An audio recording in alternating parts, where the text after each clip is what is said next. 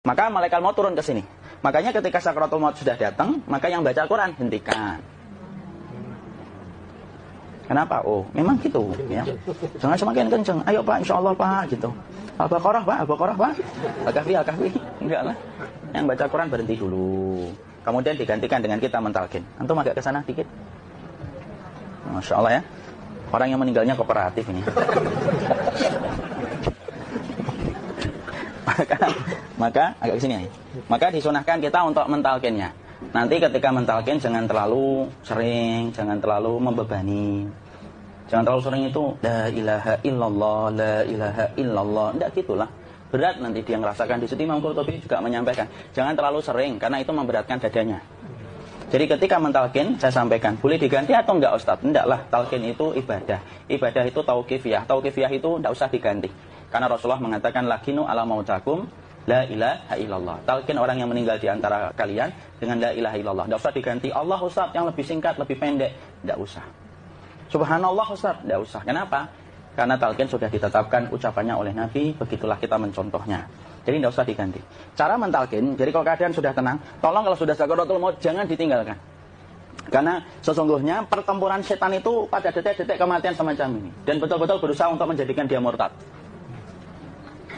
Nanti makanya di situ di buku nanti dibahas kan, pertempuran setan itu sampai detik-detik orang mau mati itu sudah ayo kufur, murtad aja tuh, kamu sakit kan? Nah, itu kayak gitu.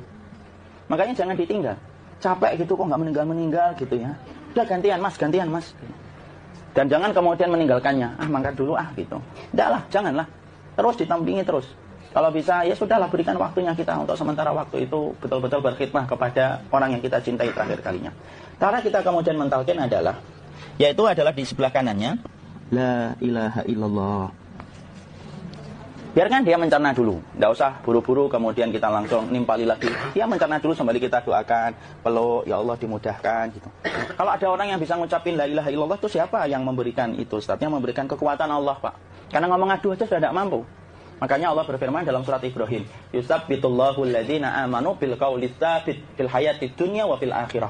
Allah teguhkan perkataan orang yang beriman dalam kehidupan dunia dan akhirat. Dunia itu ya ketika menjelang kematiannya. Makanya dia bisa ngomong la ilaha illallah. Sebenarnya ngomong aduh aja nggak mampu. Kalau bisa ngomong, dia mesti ngomong aduhnya dulu. Tapi Allah yang menggerakkan. Ngomong la ilaha illallah. Makanya akhiru kalamihi la ilaha illallah dakhalal jannah. Barang siapa akhir kalamnya itu adalah la ilaha illallah, pasti masuk surga. Makanya kita lagi la ilaha illallah. Cerah dulu. Nggak usah minta diburu-buru ya. Nggak usah gini. Ayo la ilaha illallah. Ayo. Nggak usah gitu. Ya, biarkan dia pelan-pelan gitu. Ayo tapak, ya Allah capek saya Pak. Enggak usah. Ya ucapkan la ilaha illallah. Kemudian dia mencerna. Lalu kalau dia sudah mengatakan, untuk mengatakan la ilaha illallah.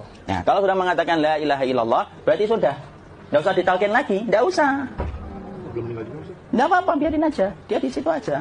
Kecuali dia ngomong lagi dan enggak usah diajak ngomong alhamdulillah ya Pak, ya Allah gitu. Terus dia jawab alhamdulillah. Itu berarti ucapan terakhirnya alhamdulillah. Atau ketika habis ditalkin la ilaha illallah dia ngelihat air. Nah, itu berarti ucapan terakhirnya air. Talkin lagi. Enggak usah marah. Aduh Pak minta air. Mau minta air nanti aja dikubur gitu loh. Jangan gitu. Biarin aja, jangan kemudian setelah la ilaha illallah La ilaha illallah. terus ayo tutup, awas ya ngomong lagi ya. Nggak usah gitu juga. Maka kemudian setelah la ilaha illallah sudah, nggak usah diajak ngomong gitu. Terus kemudian nggak usah ada anaknya perempuan, ya Allah Pak sudah bisa ngomong la ilaha illallah, usah gitu. Cukup dalam hati alhamdulillah gitu. Diam kita dengerin gitu. Disitulah nanti biasanya detik dia terakhir. Dia nanti ngeliat di sini Pak, prosesnya itu nanti kaki langsung sebagian jempol dingin dia. Kaki, telapak kakinya langsung kalau kita ginikan dingin kayak kaki yang kena AC langsung. Kemudian dia langsung ningkup gini, dikit dia, mulai kaku dia. Atau kalau enggak, gini dia. Langsung kayak jatuh, kayak kepala nanti yang paling terakhir. Kepala itu pasti ada gerakannya Pak, ini meninggal itu. Pasti gitu. Karena apa? Sudah tidak ada beban ruh yang menahannya. Ya, cabut ya, set pelan, maka kemudian malaikat itu. Tapi tetap sakit lah, walaupun dikatakan ringan, tetap sakit. Maka kemudian sakit gitu, ngelewatin sini. Jantung kemudian sudah tidak berfungsi. Kemudian ginjal Pak, ngelewatin ginjal tidak berfungsi. Bapak bayangkan kan, kalau yang pernah sakit batu ginjal Pak, sepakat nggak kalau kita batu ginjal itu sakitnya luar biasa Pak?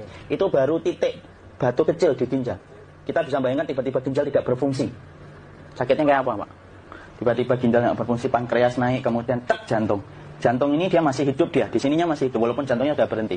Naik, kemudian mata dia ngelewatin mata. Organ tubuh yang paling setia sama ruh itu mata. Maka kemudian mata dia ngelihat dia, ngelihat set keluarnya, set naik dia. Ya dilihat ini sama dia. Makanya Rasulullah mengatakan innar ruha idza qubida tabi'ahul basar. Ruh itu kalau dicabut, mata itu ngikutin kemana perjalanan ruh itu. Makanya ada yang meninggalnya gini. Ya itu bukan tanda su'ul khatimah. Itu tanda fitrahnya mata ngikutin ruh. Atau kemudian bukanya sedikit. Ada yang kayak senyum, Pak. Ada yang kesini yang keringetan. Nah, itu tanda husnul khatimah. Ada yang senyum.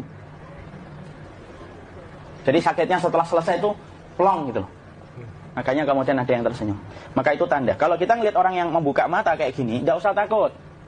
Cepat-cepat kemudian kita nanti tutup. Biasanya kalau terlalu lama, itulah yang menjadikan ini tidak bisa ditutup. Makanya harus pakai kapas akhirnya. Karena apa? Karena pas meninggal nggak langsung ditutup. Biasanya karena perawat takut, dokternya juga nggak tahu itu, dibiarin itu. Makanya ada beberapa mata yang ditutup pakai tensoplas kan? Sebenarnya kalau langsung bisa nutup dia, fitrahnya nutup mata itu. Jadi kemudian kita baca Allahumma firlahu warhamhu wa'afihi wa'fu'an wa bismillah wassalatu wassalamu ala rasulillah, tutup. Bismillah. Nggak usah takut. Kecuali buka lagi ya, ini baru kita kabur bareng. Kalau buka lagi Pak, insyaallah Pak, ya Allah ya kita kabur bareng-bareng Pak. Diusap Pak, diusap ini. Enggak disenggol gini enggak. Diginikan sudah meninggal dunia. Tangan boleh begini, boleh diluruskan, enggak ada ketentuannya. Boleh gini, boleh kemudian lurus. Enggak usah disalahin kalau ada yang lurus. Lu itu tangannya gimana sih? Posisikan kayak sholat. Enggak ada perintah kayak gitu. Jadi kemudian dikondisikan saja terus, maka kemudian dipijit-pijit, akiknya dikeluarin, kemudian jamnya dilepas, gigi palsunya dilepas kalau ada, ya. Kemudian apa setelah itu? Coba buku. Kemudian kalau bisa awal-awal, kemudian taruh buku atau sesuatu yang agak berat di perutnya ketika baru meninggal dunia. Kenapa kemudian ditaruh kayak gini? Bukan apa-apa, supaya membantu sisa-sisa pencernaan dia untuk keluar. Nanti Pak, biasanya kalau kita taruh agak yang berat gini, atau kemudian kita gini-gini kan. Ini udah makan belum, Mafi? Udah makan belum makan, kok udah gede ya? Maka pencet-pencet kayak gini, biasanya nanti ketika dimandikan, nah pas dimandikan diginikan saja. Nah ini dia sudah keluar di belakang, dia gini. Terus nanti keluar dia. Nah ini keluar langsung di belakangnya. Dan memperlakukan orang kalau sudah meninggal dunia itu yang lembut gitu. Kenapa? Inna kasra admil mayyiti kakasri admil hayyi. Mematahkan tulangnya ketika orang sudah meninggal dunia itu lebih dia rasakan sakit ketika mati daripada ketika masih hidup. Tuh, Islam itu sampai sama orang mukmin itu kalau sudah meninggal aja sampai selembut itu. Kok hidup kasar itu kebangetan dia jadi orang itu. Mau sampai orang mati itu, kemudian disuruh yang lembut. Kalau ada aib disuruh nutup, tidak boleh diceritain. Misalkan di belakangnya beliau ini ada tompel, gagah-gagah tompelnya gede gitu. Tidak boleh cerita, Masya Allah loh. Jadi sampai segitunya sunnah itu, ngajarin kita untuk nutup aib. Kalau ada orang belajar sunnah sukanya buka aib, nyari-nyari kesalahan orang. Sunnah yang mana dia pelajari itu saya bingung. Makanya kemudian gini, setelah selesai, maka kemudian tutup dengan kain. Maaf ya, Kia. Ya, nanti kalau nggak kuat nafas ngomong ya. Maka ditutup kayak gini, ditempatkan kemudian jangan di tanah tapi di atas dipan. Karena apa? Syekh Abu Malik Kamal Said Salim dalam Sahih Fiqh Sunnah menyampaikan supaya tidak cepat busuk. Dia taruh di atas, kemudian ditutup pakai kain apa saja. Ya, sembari nanti kita mempersiapkan tempat mandinya, tempat kafannya dan yang lain sebagainya. Maka kemudian kalau ada yang datang boleh dibuka. Kemudian kita mencium ininya apa? Kemudian keningnya. Kemudian kita berdoa, nutup lagi kayak Rasulullah ditutup, kemudian yang datang terakhir itu salah satunya Abu Bakar. Dibuka kemudian beliau, ya Allah ya Rasulullah, engkau adalah orang yang percaya hidup dan matimu. Dan tidak mungkin Allah itu mematikan engkau 2 kali ya Rasulullah. Maka kemudian ditutup kembali, saat itu para sahabat dalam keadaan mendung semuanya. Maka disitulah kita lakukan kayak gini. Ditutup gini saat ya. Kasihan tidak bisa napas, insya Allah tidak butuh napas lagi. Jadi kemudian kita semacam ini kita persiapkan apa yang bisa kita lakukan. Nah itulah proses kematian dari sakit, sakaratul maut sampai kematian.